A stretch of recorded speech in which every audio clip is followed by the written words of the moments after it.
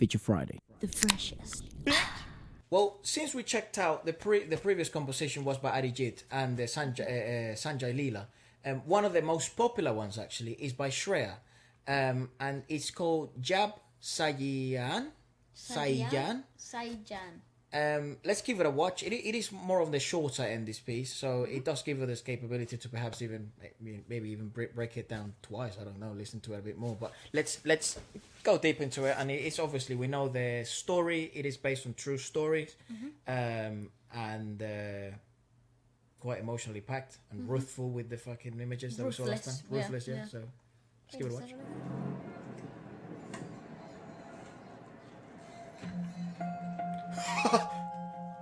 So this is an actual scene. Me trying to do that shit and never gets to the person, never gets to the girl. You know, it always hits the bin every time, or maybe a donkey or something. Wow. What time was this, by the way? What do you mean? What time? Period. I never asked. Yeah, it's 50s. 50s. Yes. Okay. It was. I haven't had a chance to look at that comment section. 1950s. Yeah, but I was gonna say this is an actual scene from the movie, not a music video. Good. I think. You got a better idea then. Yeah. She's sickening though. Is that money? I think they're poker cards. Is she playing him? I think she is. I think she's definitely playing with their whole interaction. This is more sort of the traditional side of a musical score. This is, you know, way more, what would you call it, orthodox approach of putting a musical score. And again, given the fact that this was composed for Shreya, maybe perhaps we will get some of like that classical influence halfway through the song. Probably, yeah. And knowing that one of the title tracks of the song was actually so classically inclined, it's actually, that's alright. It's actually quite. It just vibrates randomly for no reason, and then he bothers me. Go on. Oh, he said Taylor. They're in love. Hey! Did you see that sitar? The background was freaking awesomeness. I was sort of mesmerized by their interaction. Listen to that section in the background. She gave him the green light. Woo, okay. I have to say, probably Shreya's pieces have some of the best percussion because they're probably so classically intertwined. It's that so the percussion nice. is fucking wonderful. Go on again. This is cool. Her voice sounds heavenly here. I mean, that is absolutely beautiful. We will check out the lyrics at the end. But they're being displayed at the same time. It's just so, I find it so difficult to try and focus both on image and auditory. Yeah. Just that is a fucking challenge for me, at least for me. I'm not, again, the brightest person, as we've certainly figured out, but it is quite a bit. But what's intriguing from the beginning, obviously a couple of questions. What the fuck do the cards mean? I think she's just flirting. I think that's just poker cards. I don't think they're poker. They are. Look. They are. It's a J of spades. J of hearts. Yeah. I see. Okay. So I think she's just being playfully flirting with him. True. But it's obvious who's wearing the pants. You know? Like, she's in a position of power. Well, I mean, essentially, if you look at the cinematography of everything, I mean, she is obviously in higher ground. He's, you know, the pursuer, and she's the pursued. Oh, she's the pursued. She's exactly. Yeah. And actually, she's the pursuit overall. That's true. She's the goal. But this is one of those intriguing moments where sort of the music doesn't necessarily suggest that.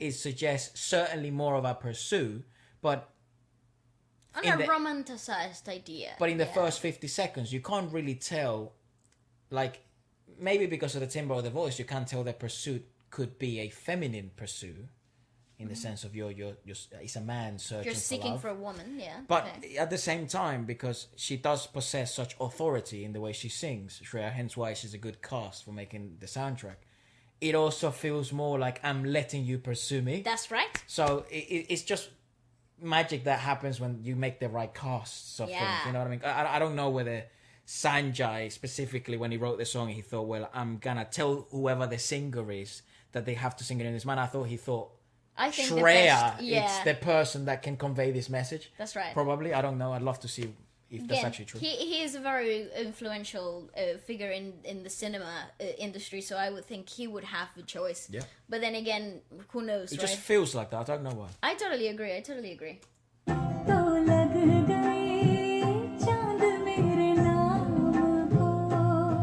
I love those mannerisms. He is so gentle heart, and you can see that in literally 3 interactions. He's head over heels. I love that. This is so... I'm soft. Yeah. I'm soft for him.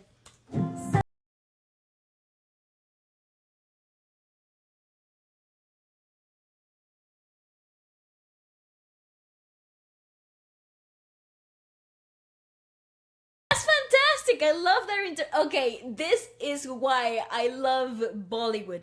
The interaction between the characters, the detail, the paying of attention to like literally the most minute details in interactions. Like they can really tell a story without saying a single word. You know how hard it is to act those scenes out? Because only what you get given as an actor, it's directions on somewhat whatever the director wants to see, right? Sure. But in complete reality, it's dead silent, right? So the set is dead silent. There is absolutely no environmental initiator anywhere, and it's all down to the 2 actors that are the main focus of the scene. Maybe background noise is happening for cinematic purposes, but at the same time, that's literally stripping away from the interaction between humans, and they are able to literally maximize it. I love that. I am intrigued of whether in these types of pieces, because it seems Bollywood does have a closer approach to musical theatre rather than traditional cinema. Yeah. So I am intrigued in seeing how they do record these scenes. Perhaps do they have the songs and in the background? Perhaps do they just do it flat out? Sort of dry. More often than not. Probably. More often than not, they're raw scenes. That would be more in the traditional sense, but I'm sure in theatre you probably do recreate scenes with an idea of what the music is going to be, right? Definitely, but depending on the scene, for example, taking it to theater, the only experience I've had with anything similar to this, sometimes when you're plotting or you're blocking the scenes, all of it is just directions and you taking notes or walking through the scene together as actors. And a lot of the times there's runs without music, where you get to the nitty-gritty of the acting itself. And there might be directions correlated to the song, but there's no sound background to it. Yeah. Until the band comes in. So again, I suppose this would be the closest approach to it. In my mind. And this is a great exhibit of how much you can do with no dialogue and simply an outstanding musical piece, a great cast, freaking wonderful actors, and world building, and then focusing on those sort of micro expressions and body language, that non-verbal communication, which at the end of the day we interpret so much of it anyways, and we deem it so much value in normal social interactions and social dynamics, but sometimes get a bit not neglected, but certainly not as amplified as much as in sort of the Bollywood industry. It's just the main it's the whole main focus of this scene. Interesting. Go on. So it's so cool. Awesome. I mean, come on. Go left. Play that again. Sure. When he gets bumped. It's exactly the same in the sound. So everything's so perfectly timed. It's just so well thought. Love that transitions. The transitions in that scene are beautiful. Well, she looks more attractive wet, like in the shower, than she does when she's like dressed up and stuff. Well, that's the whole appeal to this specific. Oh, absolutely. That's the raw natural beauty of that she possesses. Yeah, she looks more attractive like that. Like when she, I don't know if she wears makeup in the thing, but like when she's out and about, she looks more attractive in the shower. Well, because I think, but that's what I think. That's a keeper, ladies and gentlemen. What this represents, though, is that in the vulnerability of this specific environment, she is the most beautiful. Of course, yeah. So that's obviously the focus here, and I love it. And he's watching, even though he's like enthralled by the image itself, he's veiled behind this, like, I don't know, what is it? Could it be like a curtain, right? So he's kind of veiled behind it. In my particular depiction, it would be like he's seeing through the behind the curtain itself. Like he's seeing behind the facade. She's letting him in. So that's what I think. Yeah. I You're would. just looking at me funny. I wouldn't disagree. It's just the intriguing part is that. I like this song. So when you're outside and you have the veil of beauty, you present yourself in whichever manner you decide to. Mm-hmm. Usually, most people decide to present themselves in the most attractive light. The most attractive manner that can possibly be, right? Hence why women wear makeup. Hence why men get haircuts and wear silly hats and wear clothing and jewelry and all this stuff. It's been directly connected to it. It's not because I just felt like it. You're fucking a lunatic if you think that, because evolutionary psychology has truly figured this shit out. Yeah. And the interesting bit of the scene and both of the musical composition is that when you are in your own time, in your own presence, in the most intimate version of yourself, when you're showering, that veil comes off. Now the veil is still physically present, metaphorically it's no longer there because she's being seen, right? But musically speaking, they have sold you the idea that this is more of a kind of like a mystique. The mystique to her is that she is unveiled, but she still wears a veil. You haven't seen all of her yet. That's right. She's not naked. That's right. Right? And there's still the allure. So musically wise, they decided to do this. Take away all the vocals, take away all the song, and take away all of the vocalizations, and bring a much more mythical approach to mystique through the emblematic sounds of the Indian classical music. That's fucking smart. It is. What I meant by the whole beauty veil thing is like she hasn't unveiled herself yet. That part of her allure is that she's unveiled, but you think she's unveiled, but she's still veiled. Yeah, you're still picking a little bit. There's through. way more to her. That's so right. much more. That's really Such cool. depth. The scenes are so beautifully done. I love that there's innocence in his eyes. Nice. Oh, we saw that scene.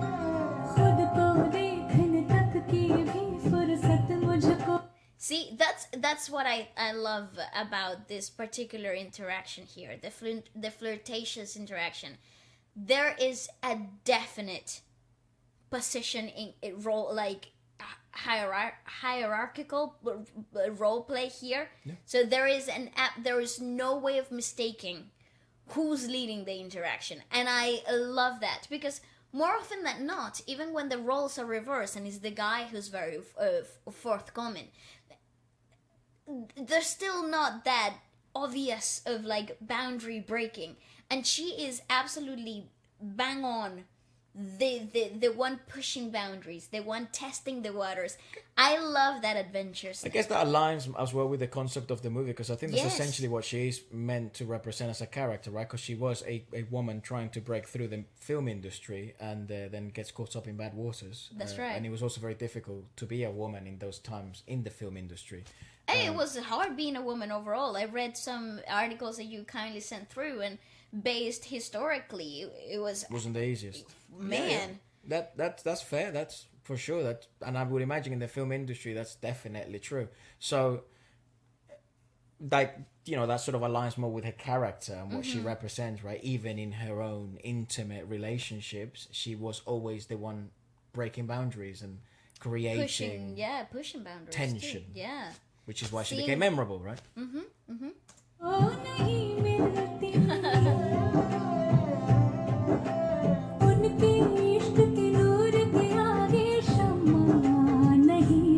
That was interesting, not just because of the flipping of the picture, but the song also changes sort of, not scale, but definitely brightness and darkness. So it definitely becomes brighter there for a couple of seconds. So put it left. And it's that you notice the change in... She's decided to be mischievous now, so you get a sense of youthfulness and brightness. So that was darkening, and then brightness. And right there at the end, when she decides to wave her glass full of liquor to him, the notes diminish one more time. Right. But and she wasn't being seen. When she was seen, the notes diminished. But when she was by herself and her own thoughts, they was bright and hopeful and full of youth. So she, like that. She hasn't lost hope in the idea of love. That's right. But she was mischievous. It becomes dark, and then it becomes fun, bright, hopeful, then again dark. Diminished, yeah. Perfect character representation through musical principles. Fantastic. Do I look good? Okay, goodbye. They went on a date. Again, does it again one more time as a composition. Not to interrupt, but it does it once more. There is tension, there is intrigue, there is conflict in between looks, and then he presents his hand, and they elevate themselves, and so does the brightness scale increase. Yeah. Or elevate themselves too. That's look at this gorgeous interaction between the two actors. It is absolutely like you can cut that with a knife. That's how wonderful. I love when a movie's well casted. So much pride has been attached to an infamous person like me. I mean, even a lyrical representation of the both, darkness and brightness that they decide to play on, chords wise, and also obviously cinematographically speaking. Everything's very aligned. And he's still lower than her.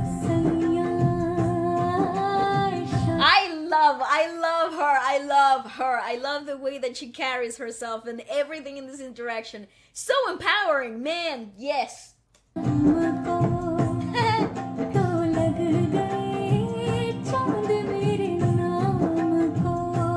She's like her assistant or something. No, I think he's a tailor. Oh, so they just like mates. The tailor of the town. But they just like each other, so then they I just think hang out. Obviously this is a date. I think they're going out on a date. Oh, this is what I think. Right. Yeah. It's just because she's waving at everyone. Is she like fucking famous? Yeah. Bloody hell. I think she became very known. Damn. Yeah. Oh, okay. Ooh, nice. Yes. I love that. Wow. Table's turning now.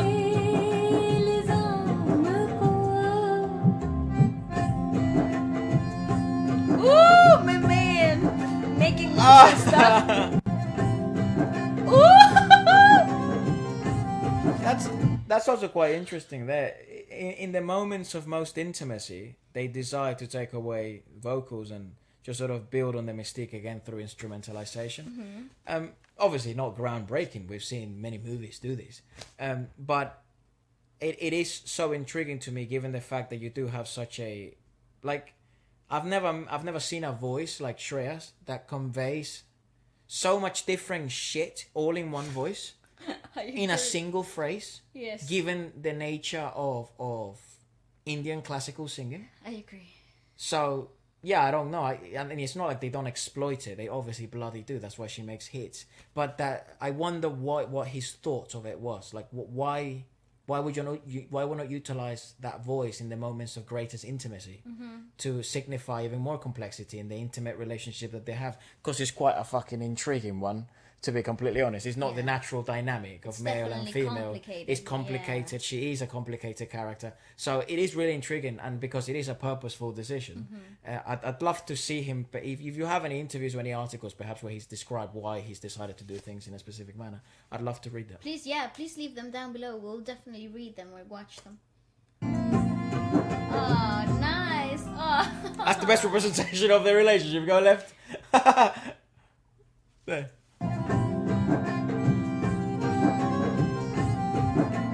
Okay.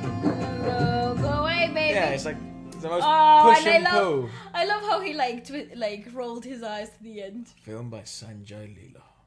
That is absolutely magnificent. The song is brilliant. The interaction between the two love interest characters are absolutely fantastic.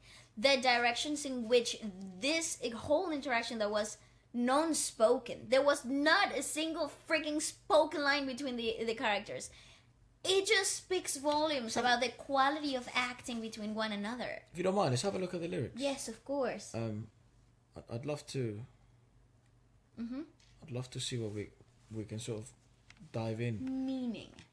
So it goes: when my dear will come in the evening, my courtyard will be filled with happiness. Aww. Forgetting all the sorrow and pain, I started dancing with my hands on my head. When my dear will come in the evening, my courtyard will be filled with happiness. The wall, the door, and the ceiling have become my friends. A lot of people asking me questions. How many answers can I give? I alone.